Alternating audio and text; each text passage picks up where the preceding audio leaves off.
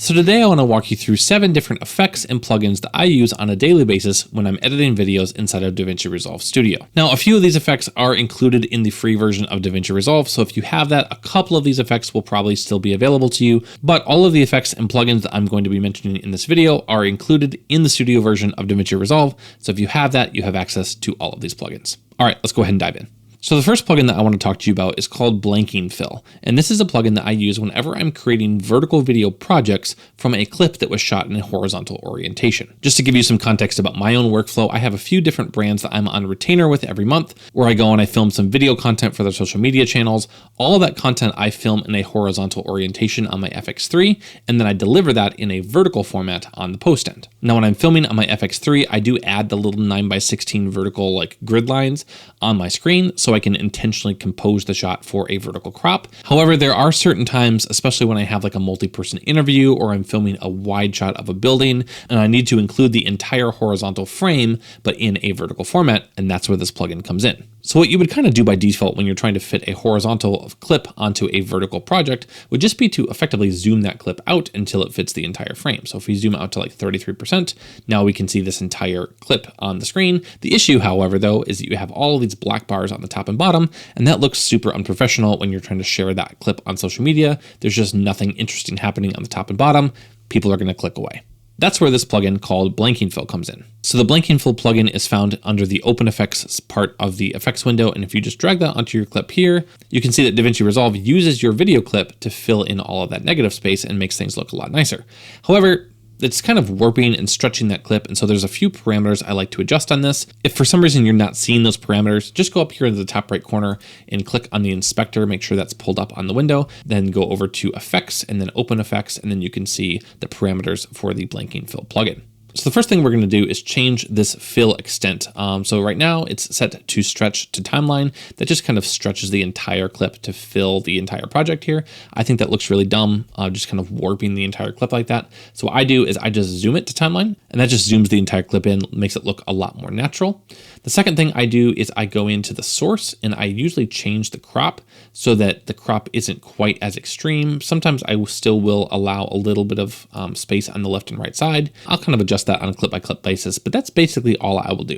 I always make sure to have the background blurred. Sometimes I will go in and kind of add that blur a little bit more. And you can also fade that clip out if you really want to, and then determine the fade color as the background. So if you want to have it be like a black background and just kind of fade the clip in just a little bit, that's a really great way to accentuate that horizontal clip while still having some motion in the background as well. So the second effect that I use on a very consistent basis is called Patch Replacer. And this is what I use to remove dust spots or elements in my footage that are distracting from the actual subject material that's happening in the frame. So where you access Patch Replacer is actually over here in the color panel. So we're going to click over to there, click over to the clip that we want to edit. And if you can see here, I'll zoom in just so you can see a little bit better. There's this nice little smudge up in the top left corner. Something got on my lens. I don't know if it was a bug or just literally a fingerprint or something like that, but something is clearly showing up in the frame here. It's going to pull the viewer's attention away from this beautiful landscape that I'm actually filming and towards this random spot on the screen. So to remove this, I'm going to go and add a new node by clicking Option S on my Mac here. Then I'm going to go up into my effects library in the top right corner, and I'm going to search for Patch Replacer. I'm going to drag that onto the node, and you're going to see this big window pop up. So there's basically the second window here is the spot that you want to replace. The first one is what you want to replace it with. So what I'm going to do first is just going to drag this down to about the size of that dust spot, and then I'm going to drag it over top of the dust spot. And then I'm going to find a spot on the sky that's pretty similar in like color and tonality to that. And then I'm going to click away, select a different node just so I can see what that did. And I think that literally did the job. Yeah, that's actually perfect. Now, as a quick disclaimer, there is an object removal effect that's built into Davinci Resolve.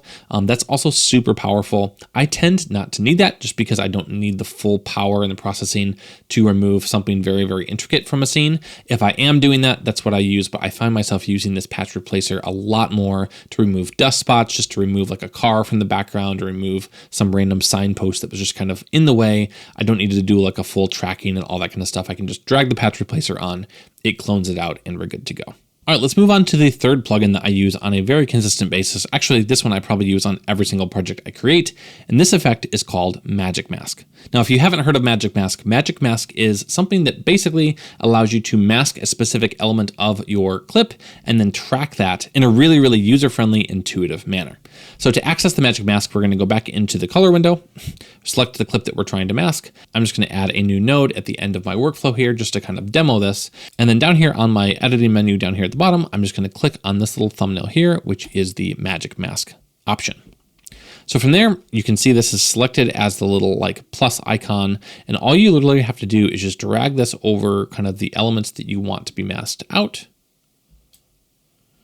I'm going to click this little window here so we can actually see what the mask looks like, and boom, it's literally masked. You can see if you like look at all these little elements here, it's masked this entire mountain range perfectly with just literally me drawing this random little line like this. Now down here on the quality, this is automatically by default, it's set to faster. And I almost always change this to the better option just so it's a little bit more refined. And now that this area is masked out, you can do anything you want to with this area. So if we go back over to the primary wheels, I can go in and I could change the temperature, like the white balance just of that section, make it super orange. I can make it super cool.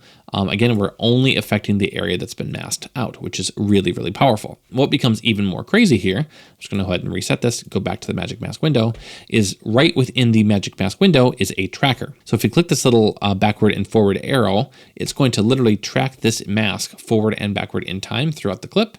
You see we're moving throughout the clip. Now that mask is tracked throughout the entirety of the clip. And so I can literally like make a color adjustment just to this mountain range element right here and have that work throughout the entirety of the clip, even if something else moves around in the frame. It's really, really powerful. So that's the Magic Mask. It's an incredibly powerful tool. You can use it to selectively change colors of specific objects or subjects. You can use it to literally layer text or elements in front of and behind certain objects. What you can actually do with the Magic Mask is basically unlimited, and I use it on almost every single one of my projects. Moving on to effect number 4 that I use on literally every single video that I create is dynamic zoom. Now, dynamic zoom is something that's built right into the inspector window of Davinci Resolve, and it's a fantastic way to add a zoom in or a zoom out on a clip with just a couple of quick clicks. So to access dynamic zoom, you just have to open up the inspector. I'm going to select a clip down here, and this clip just basically kind of plays through. There's no motion to it at all. But if I wanted to add a little subtle move, a little subtle zoom on that, I just turn the dynamic zoom on. And then over here in the bottom of my playback window, I'm just going to select and turn the dynamic zoom overlay on. And now you can see these little red and green boxes on the screen. The green box is where the zoom begins, and the red box is where the zoom ends. And so if I were to move this green box and kind of pull it back like this and move it up just a little bit, and then go back to the beginning of the clip and click play, you can see this clip now zooms out from kind of the top all the way through the end of the clip and just has a nice subtle zoom all the way through.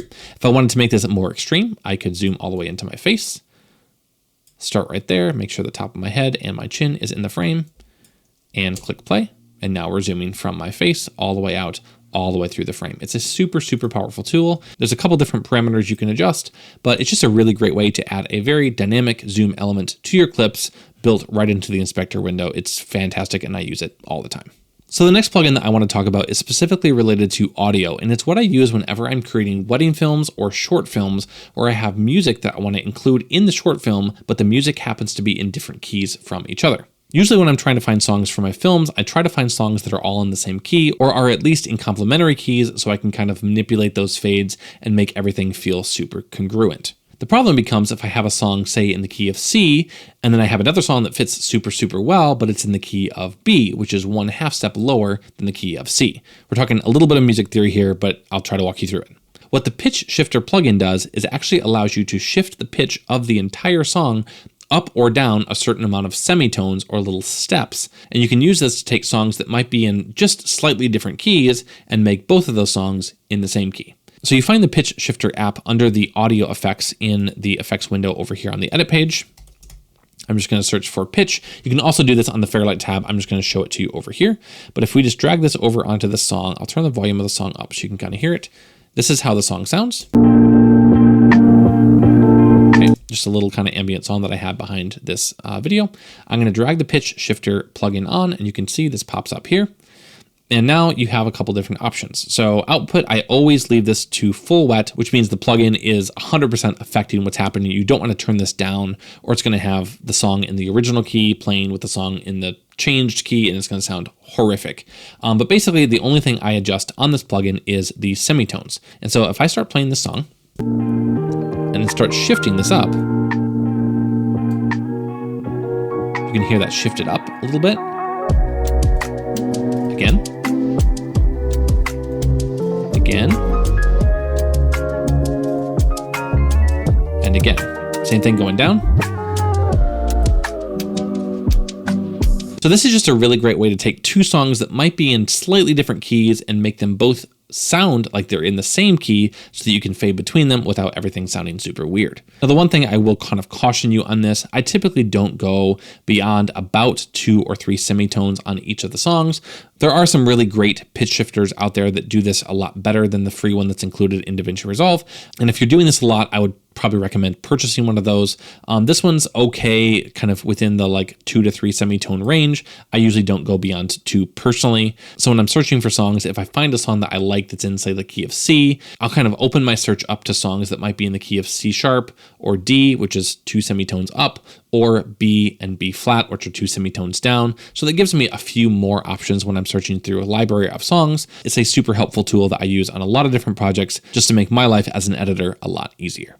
All right, moving on, but still talking about audio, the 6th plugin that I use on a very consistent basis is Davinci Resolve's incredible voice isolation effect. So this effect is absolutely incredible at using AI to take the background noise out of an audio clip. And so if you have dialogue that's happening and there's something happening in the background, this is a fantastic way to clean that up.